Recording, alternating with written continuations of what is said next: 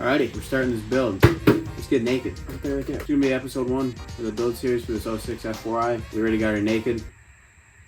Not going over how to do that. You can look up how to do that yourself. Fairings are pulled. I kind of just wanted to see everything underneath, make sure stuff's looking good. The wiring harness is minty. Everything else is solid. There's a couple spots on the motor that are a little dirty, and I'm gonna try and clean them just to make sure that there's no cracks or anything in this. There's some oil down here, and then on the other side, the airbox had oil in it. Part of it was red, which made me assume that it was maybe the K&N oil filter, like they just doused that thing and that the oil that you're supposed to use to refresh it. Also could be motor oil. Engine case has some residue there. There's just a whole bunch of like road grime and dirt and dust because I think this thing was sitting for a little bit. I just want to make sure that nothing's leaking out of here. I'm going to clean it in just a couple areas that I can easily access that are dirty, run it, and then check later, make sure I don't have to buy any more OEM parts. The other thing, the fairing mount that is normally here was cracked off. I didn't really notice that when I bought it, which is really just part of the oil pan. So if I really want to mount fairings, I was kind of hoping for that belly pan style. There's mounting point down here somewhere. Right here and here were going to be the two most useful. I can find a cheap oil pan off eBay that has that piece not cracked off, so I might do that. All depends. I'm trying to run fairings this year. A cut belly pan and then maybe do a tail fairing.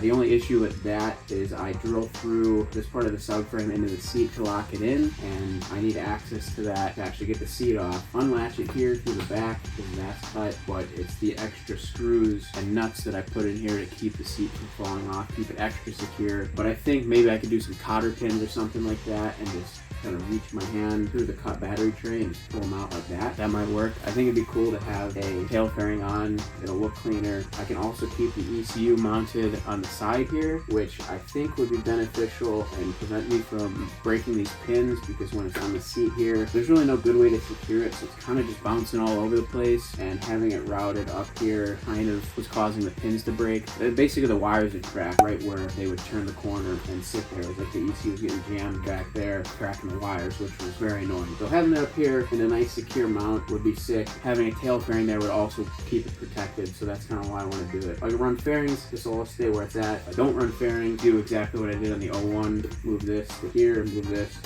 back under the seat. I'm definitely going to drop the motor this time. I'm just going to do that right off the bat. But when I can clean everything, clean the motor super good, I can also install some stuff a little bit easier. Spark plugs. I'm doing fresh radiator hoses, vacuum lines. I have to do the cam chain tensioner. Motor mounts, I'm going to put time certs in right away. I don't know if I'll fully drop the motor, but maybe I can get away with just lowering it. It'll definitely give me easier access to do the radiator hoses and stuff. Throttle bodies I can pop off. Spark plugs, I won't have to fight to get the tool in the right way and get those out. If I drop it down, it'd be so much easier. I'm definitely going to be reusing a lot of the parts from the other bike. Everything from the 01 that's coming over, front brake lines, my shock socks or seal savers, top triple, the bars, front brake, handbrake master, throttle tube, housing, DCP radiator cage is new, same fan setup, my rear sets, SS Moto, reuse the same steel brake line, handbrake line, the 3 monoblocks, the handbrake bracket, saggy ass fix, the finger saver on the chain side, the 1 o'clock plate, and my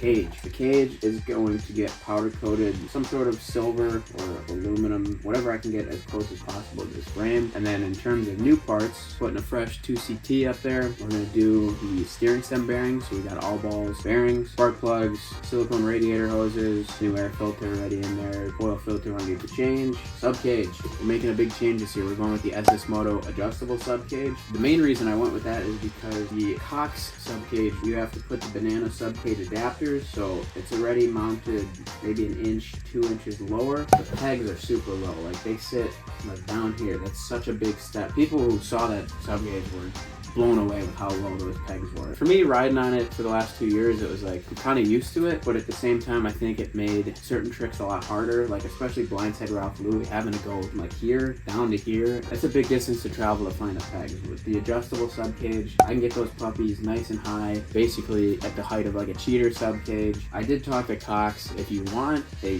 cheater bend, instead of like the subcage coming down like this, the cheater bend kind of just comes back. They can do a cheater Euro bend if you you talk to them. I was thinking about doing it, but I didn't know exactly where the cheater would line up. So I ended up just going with the SS Moto adjustable. That's kind of nice because then I can just position it exactly where I want it. And then tank, depending on what kind of color scheme I'm gonna go with, I'm thinking of maybe just taking the tank off the 01 and using it on this bike, keeping the red. I might just use this fuel pump. I'll swap the pumps. That way I can save a nice chunk of change on tank fab and then just kind of keep this untouched stock tank around in case I ever need it. The one thing I did want to change on the tank fab was having him shape in these sides a little more, kind of chamfer them, because when I was doing rolling burnouts and having to lean over, these thighs were getting stuck on the side of the tank. I wish it was a little more narrow, but is it enough to want to spend another $400 or $500 on a tank fab right now? I don't know. Probably not. I liked how the other tank was. Like, that's such a minute little complaint. A lot of OEM parts. Obviously the cam chain tensioner. Wouldn't mind doing the clutch plates on this thing while I have the motor out and access to it. I'm